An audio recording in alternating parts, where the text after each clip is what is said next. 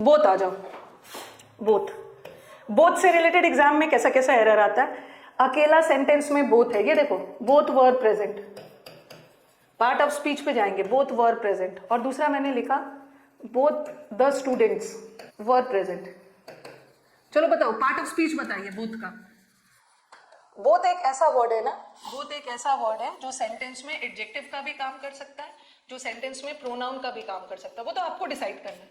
चलो बताओ पहला वाला बोथ क्या है, पहला वाला बोथ क्या है, पहला वाला बोथ, चलो पहला वाला बोथ क्या है, पहला वाला बोथ, पहला वाला ये देखो ये क्या है, वर्ब। वर्ब ने किससे एग्रीमेंट किया है, वर्ब ने एग्रीमेंट किया है सब्जेक्ट से। और किसी भी वर्ड को सब्जेक्ट होने के लिए क्या होना है, नाउन या प्रोनाउन। तो बोथ नाउन तो नहीं है, प्रोनाउन है, यहाँ का बोथ प्रोनाउन है, ठीक है। पहला वाला सेंटेंस में बोथ इज प्रोनाउन, ठीक है। और दूसरे वाले सेंटेंस में देखो स्टूडेंट्स क्या है, नाउन।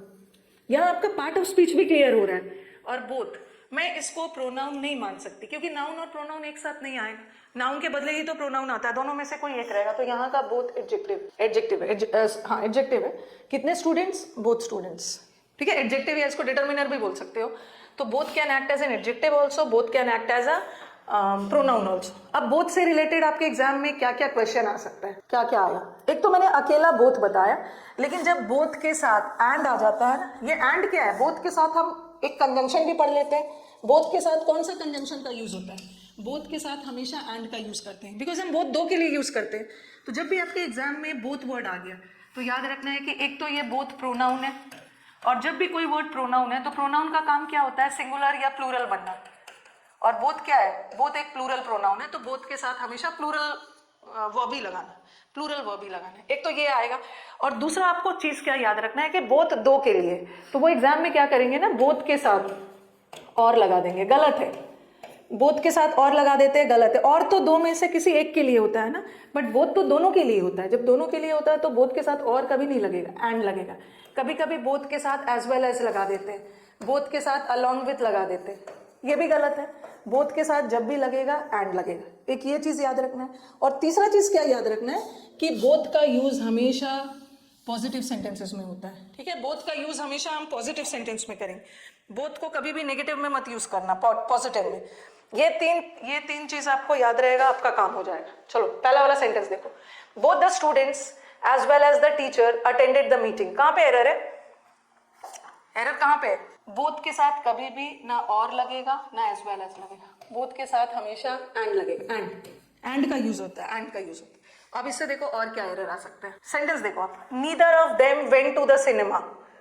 आंसर बताइएगा इसका, neither of them went to the cinema, मतलब दोनों में से कोई भी सिनेमा के लिए नहीं गया। बोथ के साथ एंड तो लगता है, सही है। और बोथ का यूज किस में होता है, बोथ का यूज हमेशा पॉजिटिव सेंटेंस में, बोथ का यूज हमेशा पॉजिटिव सेंटेंस में, बोथ कभी भी नेगेटिव में यूज होता ही नहीं। आंसर बताइए। अच्छा नन, कुछ नो इम्प्रूवमेंट बोल रहे हैं, अच्छे से देखो, अच्छे से देखो, हड़बड़ाना नहीं है, कुछ नो इम्प्रूवमेंट बोल रहे हैं। Neither of them went to cinema, हाँ ये सेंटेंस नेगेटिव है ना, दोनों में से कोई भी सिनेमा के लिए नहीं गया।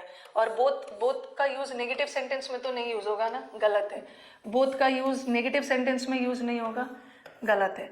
अब स्टूडेंट्स फंस सकते हैं इसमें, नीदर वेंट टू सिनेमा, देखो ये भी ग्रामेटिकली गलत नहीं है। और यहाँ नीदर ऑफ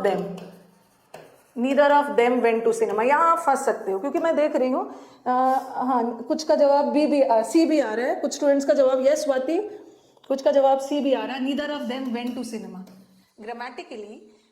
ग्रामेटिकली ये भी सही है, नीदर वेंट और नीदर ऑफ देम वेंट दोनों सही है, बट ये सेंटेंस इंप्रूवमेंट है। और सेंटेंस इंप्रूवमेंट की खास बात क्या होती है ना, कि जब भी आपके पास दो ऑप्शन आ गया जहाँ पे आप फंस रहे हो और आपको लग रहा है कि दोनों ऑप्शन करेक्ट है, तो उसमें हमें सबसे अप्रोप्रिएट ढूंढना है। अब बताओ कि इसमें सबसे अप्रोप्रिएट कौन है, एक में ऑफ लगा है, एक में नहीं लगा है। चलो बताओ, ये भी आपके प्रीवियस पेपर का ही क्वेश्चन है, आंसर बताइए। नहीं तो आपका आंसर डी है, वेरी गुड, नो इम्प्रूवमेंट है। बट मुझे बताओ कि सी गलत क्यों है, आंसर यही है, बट सी गलत क्यों, वाई। देखो हम नीदर में से क्या करते हैं ना, नीदर मतलब दोनों में से कोई एक भी नहीं गया, तो हम सेलेक्ट कर रहे हैं, और जनरली सिलेक्शन के लिए हम ऑफ का यूज करते हैं। अगर ये नहीं होता ना तो हम इस ऑप्शन को टिक करते, ये नहीं होता तो इसको करते, लेकिन अगर दोनों आ गया और देखा जाए तो सबसे अप्रोप्रिएट, सबसे सटीक ऑफ वाला है, ऑफ वाला सिलेक्शन के लिए, यस, दोनों में से कोई एक भी नहीं। अब नेक्स्ट वाला सेंटेंस देखो, both the wife and the husband were not on good terms. Answer बताइए। बताओ। दोनों जगह नीदर सब्जेक्ट ही है, यहाँ भी नीदर सब्जेक्ट है, प्रोनाउन का काम कर रहा है, और यहाँ भी नीदर सब्जेक्ट है, तो ये वाला लॉजिक नहीं जाएगा। आंसर बताइए। बोथ द वाइफ, एरर कहाँ पे है? नॉट नहीं आएगा। नॉट कैसे नहीं आएगा? मैं बोलूँ कि दोनों वाइफ हस्बैंड के बीच में अच्छा टर्म्स रिलेशन नहीं है, तो नॉट कैसे हटा दूँ? नॉट, देखो नॉट नहीं हटाना है, नॉट हटाओगे तो सेंटेंस का मीनिंग चेंज हो जाएगा। क्वेश्चन में बोल रहा है कि दोनों के बीच में अच्छा रिलेशनशिप नहीं है, तो आप बोलोगे नहीं दोनों के बीच में अच्छा रिलेशनशिप है। यस, यहाँ पे हमें क्या करना है ना, नॉट नहीं हटेगा, बिकॉज नॉट हटाओगे तो सेंटेंस का मीनिंग चेंज हो जाएगा। बोथ तो नेगेटिव सेंटेंस में नहीं यूज होता। अब हम यहाँ पे डालेंगे नीदर, इधर नहीं डालेंगे, नीदर। और जब नीदर आ गया तो नीदर के साथ एंड तो लगेगा नहीं, नीदर के साथ नॉट, तो एरर इस पार्ट में, नीदर, नीदर के साथ नॉट।